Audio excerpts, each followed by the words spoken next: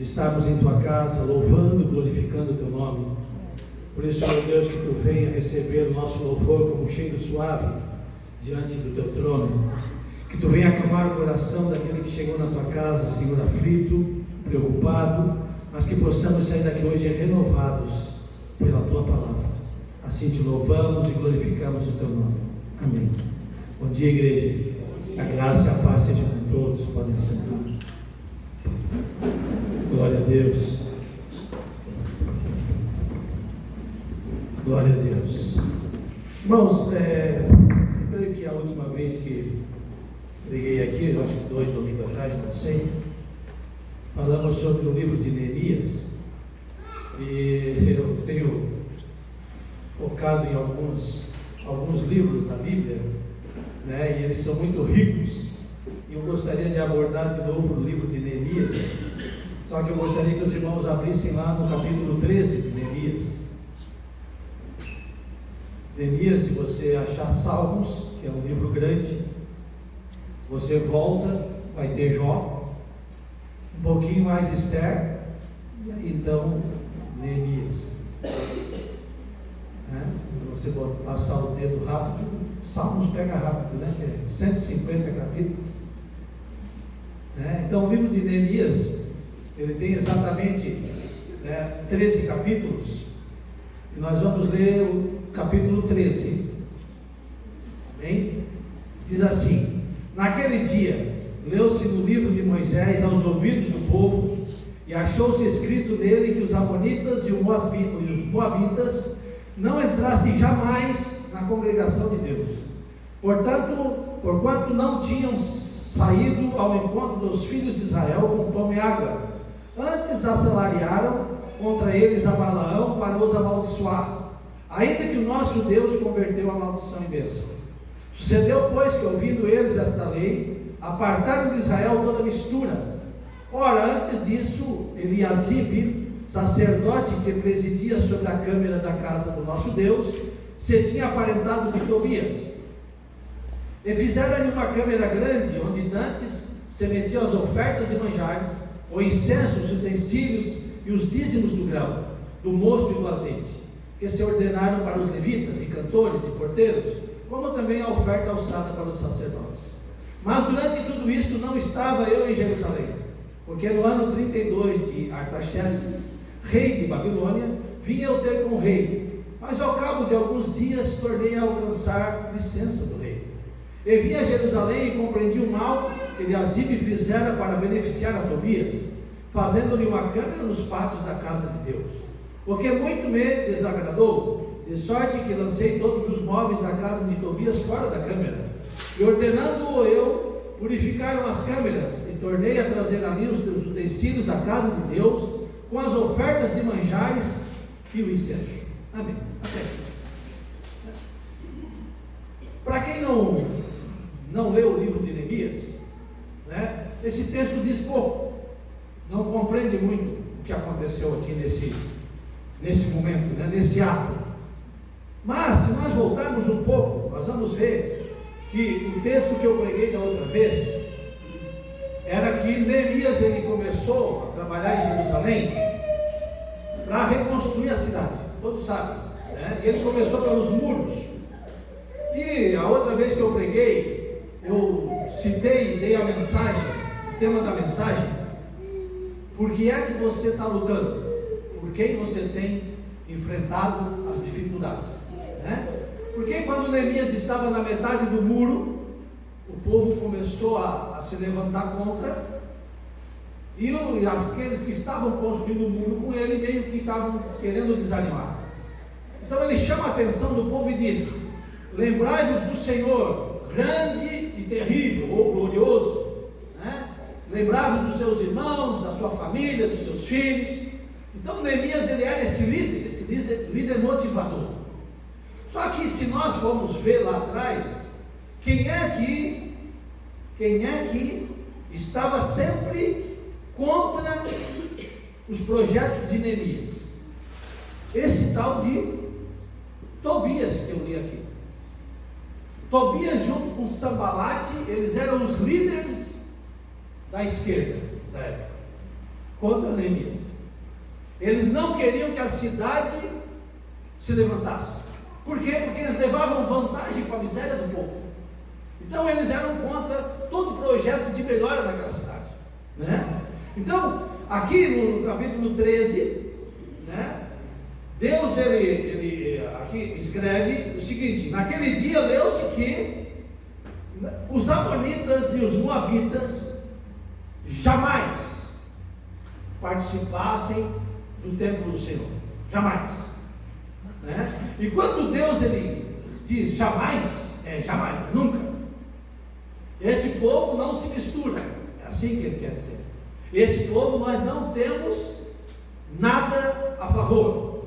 Esse povo não agrega em nada ao povo de Deus, né? E se vocês forem ver a história lá no livro de Deuteronômio, vocês vão encontrar exatamente essa citação. Porque quando o povo saiu do Egito, do deserto, eles precisaram de comida. E os moabitas poderiam ter ajudado, os amonitas, mas disseram não.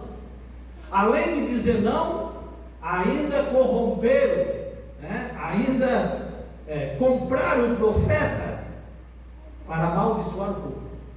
E Deus disse: com esse povo vocês não se misturam mais. Então, quando Deus ele dá uma ordem, irmão, ela tem que ser cumprida. Não se mistura. Quem aqui é descendente de italiano? Levanta a mão. Mais da metade. Certo? Então, a minha mãe era italiana. Italiana mesmo, né? E o que aconteceu na família de italianos, irmão? Quando a mulher casava. Quando o filho do italiano casava, o pai pegava um pedacinho de terra ali perto de onde morava, construía uma casa e dizia: esse meu filho vai começar a vida dele aqui com a sua família, a casa e um pedacinho de terra, certo? Quando casava uma filha, mulher, ela não ia levar a casa, mas ela levava uma máquina de costura. Não era assim?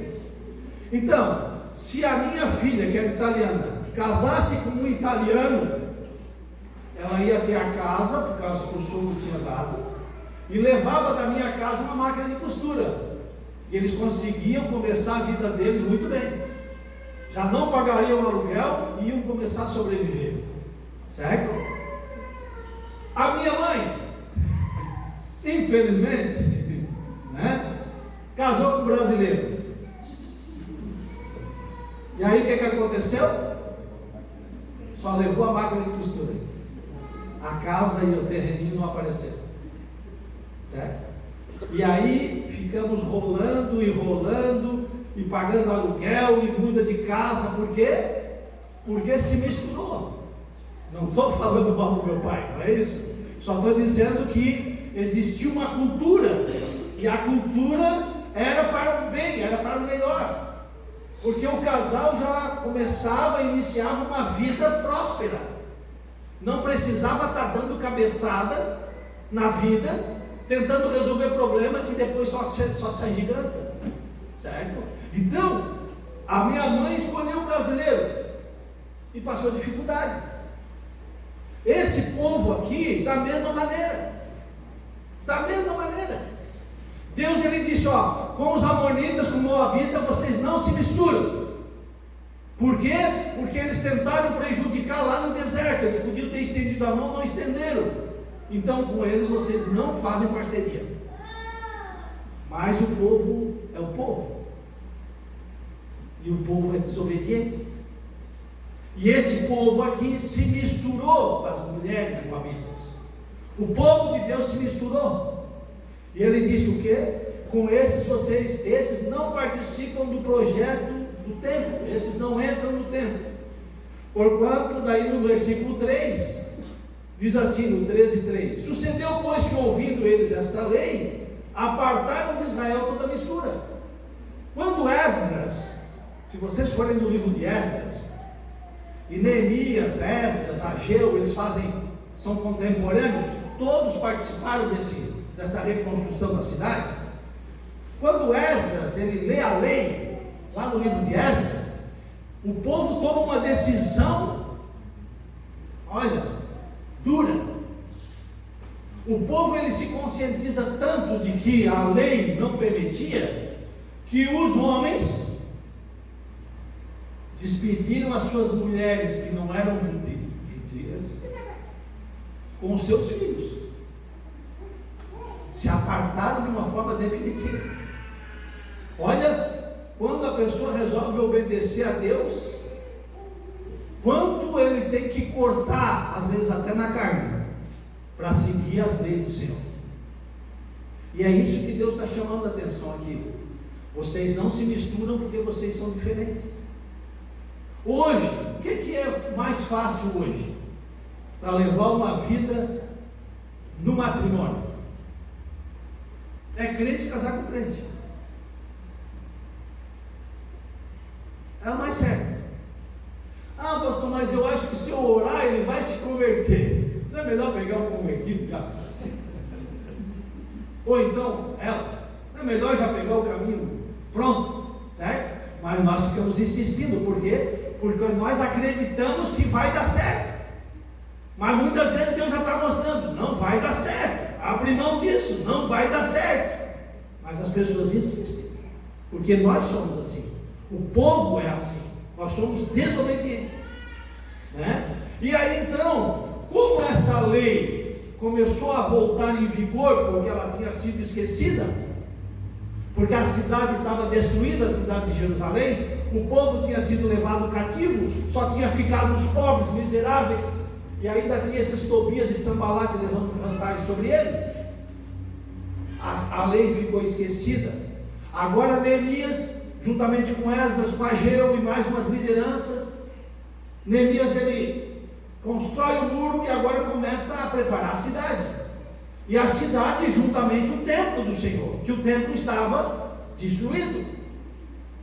Então se você for lá no livro de Ageu, o povo chega na cidade, começa a reconstruir as próprias casas. Ageu chama a atenção, diz: olha, vocês estão cuidando só da casa, estão esquecendo da casa do Senhor. Tudo isso, toda essa história faz parte desse mesmo contexto. Só que, se nós voltarmos a Neemias aqui, lá no capítulo 4, quando o muro já estava na metade, eu usei esse texto na outra vez que eu preguei, aparece aqui o tal do Tobias. Diz assim, e falou na presença de seus irmãos e do exército de Samaria, disse: que fazes estes fracos judeus? Permitir-lhes a isso? Sacrificarão a Cabalaão num só dia, vivificarão dos montões do pó as pedras que foram queimadas? E estava com ele, isso quem falou foi Sambalate, né? E estava com ele Tobias, o Amonita. O Amonita na lei dizia o quê? Que não era para participar das coisas de Deus. Então o Amonita ele disse: ainda que edifiquem vindo uma raposa, derrubará facilmente o seu muro de pedra. Então Tobias ele era um adversário ferrenho contra Neemias e todo o seu projeto. Então lá atrás ele estava contra, ele falava contra, ele planejava. Ele chegou aqui no capítulo 6, ele chegou a subornar um profeta, sabia? Olha aqui, no capítulo 6 de Neemias, no versículo 12, diz assim, e conheci que eis que não era Deus quem o enviara, isso um profeta, mas essa profecia falou contra mim, porquanto Tobias e Sambalate o subornaram. Tobias e Sambalate, eles eram tão inimigos, eles subornaram um profeta para falar para Neemias, para tentar articular para matar Neemias. Então, o que acontece? Agora, quando nós lemos aqui, esse Tobias se aparenta do sacerdote. Se aparenta do sacerdote. Porque Neemias, irmãos, ele continuou sendo servo do rei. Se nós formos ver aqui, entre Neemias começar a construir o muro até nessa data aqui, se passaram 12 anos. Foram 12 anos que Neemias vinha em Jerusalém, fazia algumas coisas, direcionava o povo e voltava para servir o rei. O rei Artaxerxes, ele não deixou de servir o rei, porque ele recebia licença do rei para ir a Jerusalém e voltava. E nesse período aqui, na ausência de Neemias, que era um dos líderes, Tobias faz um conchavo para o sacerdote para participar do templo, do projeto que lá atrás ele era contra, que lá atrás ele subornou, que lá atrás ele fez de tudo para não dar certo. Agora aqui ele quer participar do projeto, porque é assim mesmo. Todo mundo quer beber água, mas ninguém quer ajudar a cavar o poço. É muito mais fácil pegar o bonde andando e sentar na janela, não é assim? E é assim também nos nossos dias de hoje, né? A gente vê hoje muita gente querendo o velho da lancha. Mas e a mulher do velho da lancha, que começou com ele? Ninguém fala, né? A Bíblia diz o quê? Goze da tua vida e de tudo que tu conseguiu com a mulher da tua mocidade. Certo? Por quê? Porque todo mundo tem sede e quer beber água, mas ninguém quer cavar o poço. Todo mundo quer coisa pronta. Tobias foi um desse. Não ajudou a fazer, pelo contrário, atrapalhou até. Tentou atrapalhar, né? Porque as coisas de Deus, quando é de Deus, homem nenhum consegue derrubar. Mas aqui agora ele quer tomar posse daquilo que não é dele. Isso acontece na nossa vida, sabe? Se nós não cortarmos aquilo que não é de Deus na nossa vida, nós vamos ter problema. Se nós não cortarmos, nós vamos ter problema. E o problema, ele vem e ele chega e a conta uma hora aparece, não tem como. A palavra de Deus, ela é uma regra de fé para o crente, para o cristão, para aquele que confia que aqui a palavra de Deus viva e aqui tem conselhos para todos os dias da nossa vida. E assim como Deus, ele falou aqui para não misturar com os amonitas, com os moabitas, hoje Deus também continua falando. Deus continua falando. Às vezes nós estamos presos a um grupo que dizemos amigos, mas que nos afastam de Deus. Então, se alguém ou alguma coisa nos afasta de Deus e quer destruir a nossa família, não serve para nós. Essa é a posição que nós temos que ter. Me afasta da minha família, vai prejudicar minha esposa, meus filhos, vai prejudicar minha vida com Deus. Não quero para mim. Isso é pessoas, isso são coisas, não serve. Eu já participei de vários grupos, assim, né? Várias tribos. Porque é assim, né? Você gosta de skate. Compra um skate, vai lá na pista de skate, e daqui a pouco você está de skate. Aí você olha os skatistas, o normal deles é andar com as calças caídas. Você vai estar com as calças mais caídas. O normal deles é fazer uma tatuagem de skate, tá? Você vai se parecer com aquela tribo.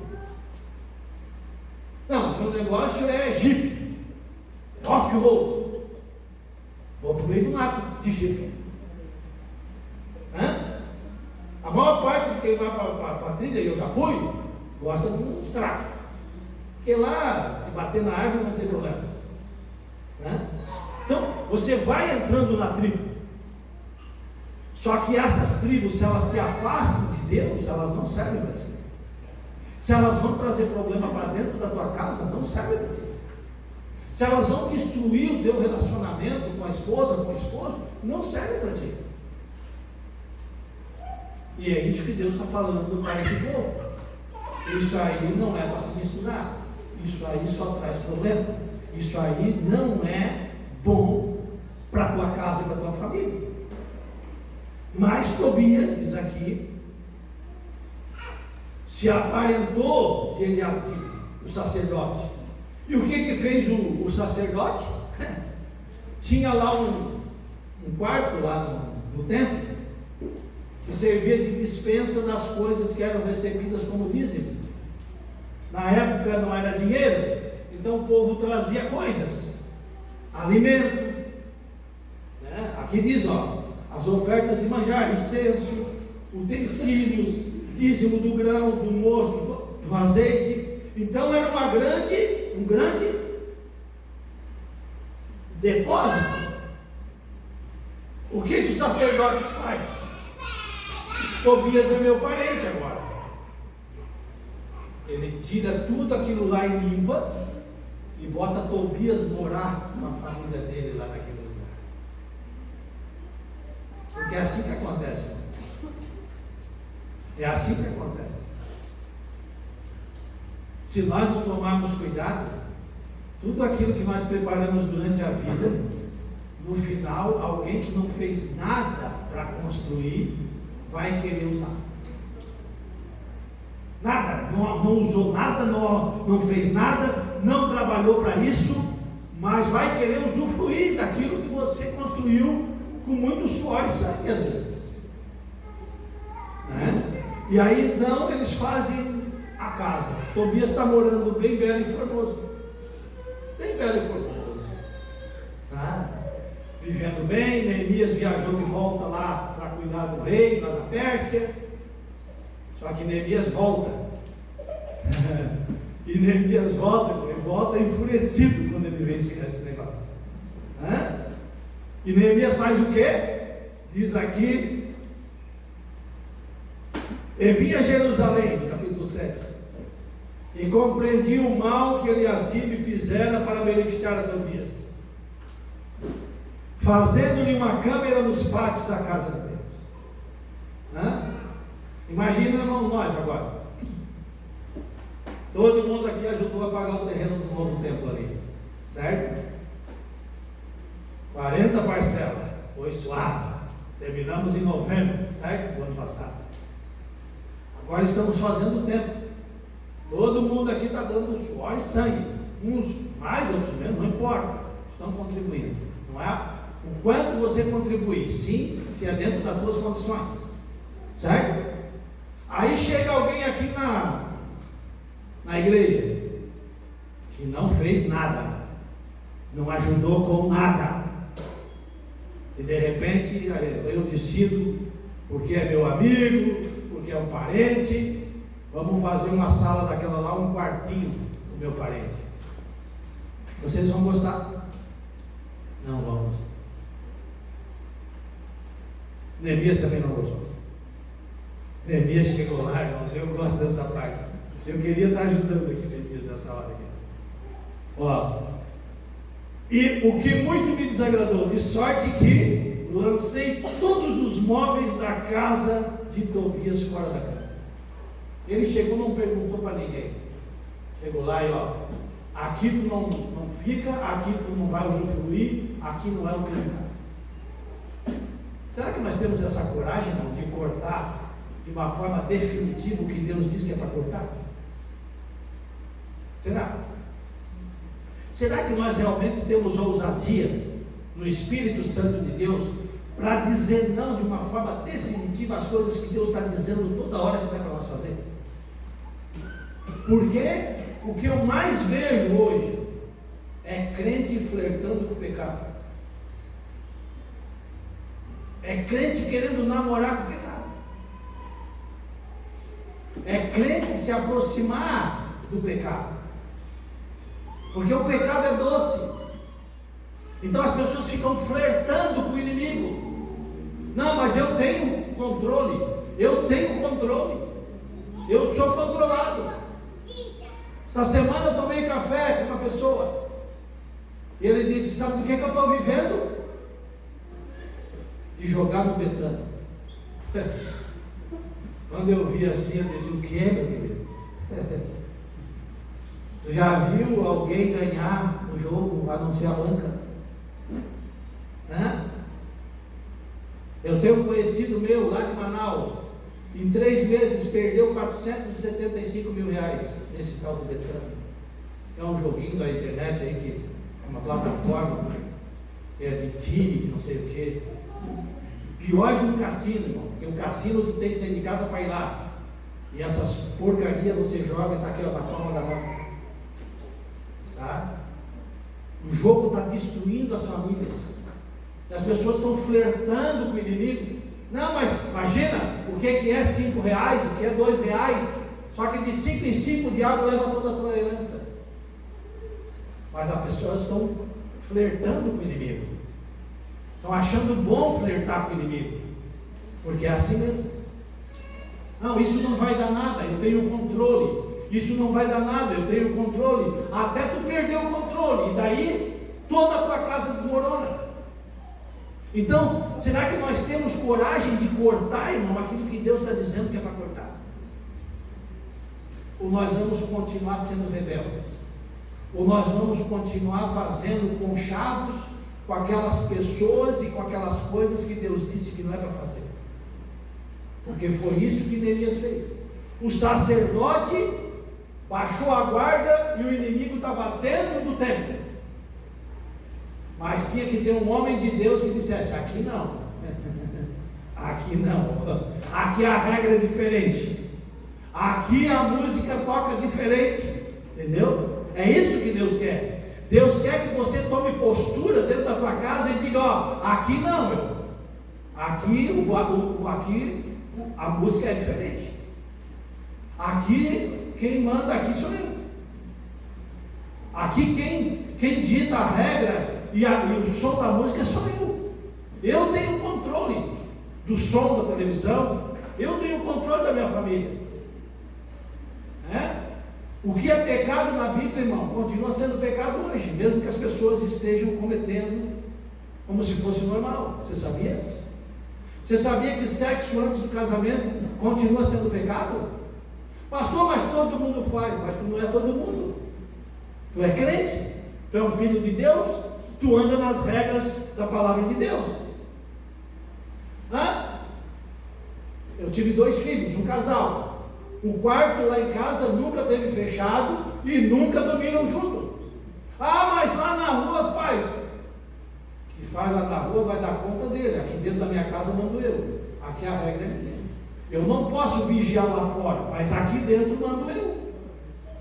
Mas tem pai que é crente, que é filho de Deus, que diz que segue a palavra de Deus, mas há prostituição dentro da sua casa. Porque é a prostituição, tá? Só para você saber. É fornicação. Pastor, mas todo mundo faz. Não, querido, tu não é todo mundo. Muitos são chamados, poucos são escolhidos. É dura a palavra, é dura, mas a palavra de Deus, se ela não causar um efeito em nós, irmão, ela de nada serve.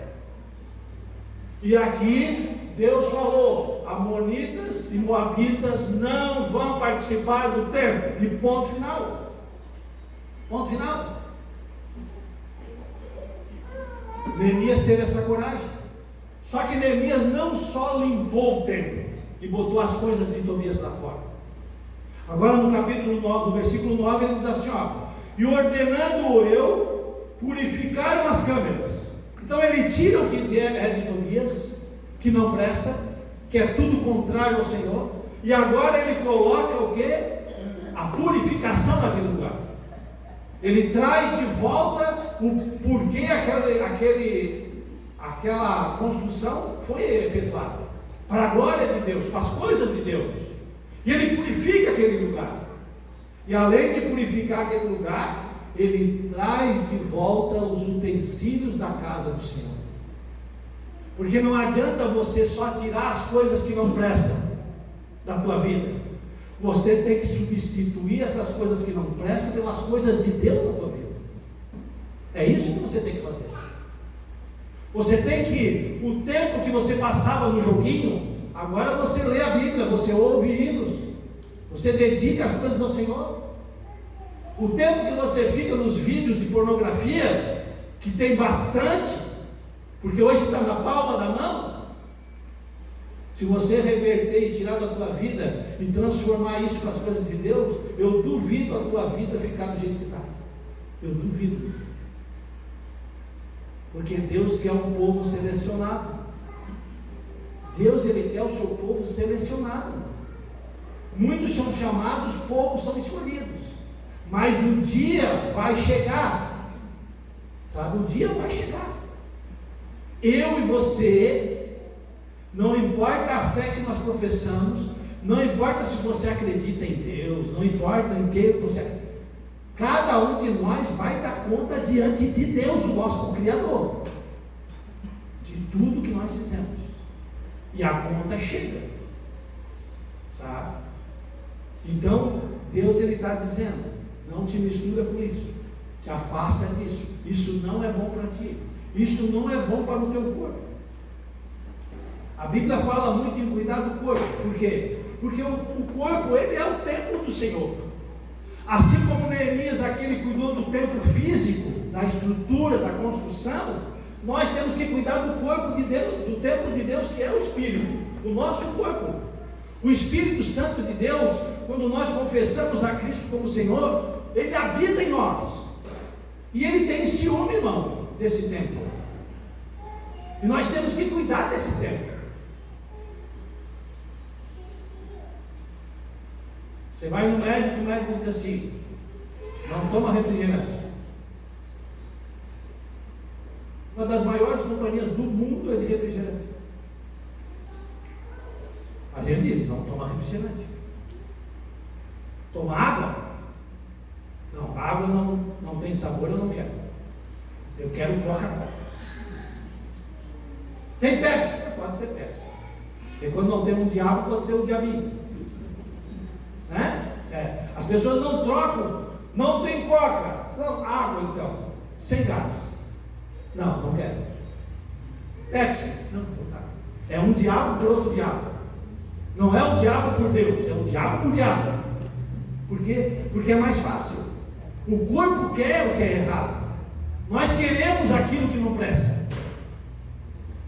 Por isso, nessa manhã, queridos, e hoje é noite de Santa Ceia, que nós possamos, sabe, trazer para a nossa vida uma decisão, e uma decisão como Neemias tomou.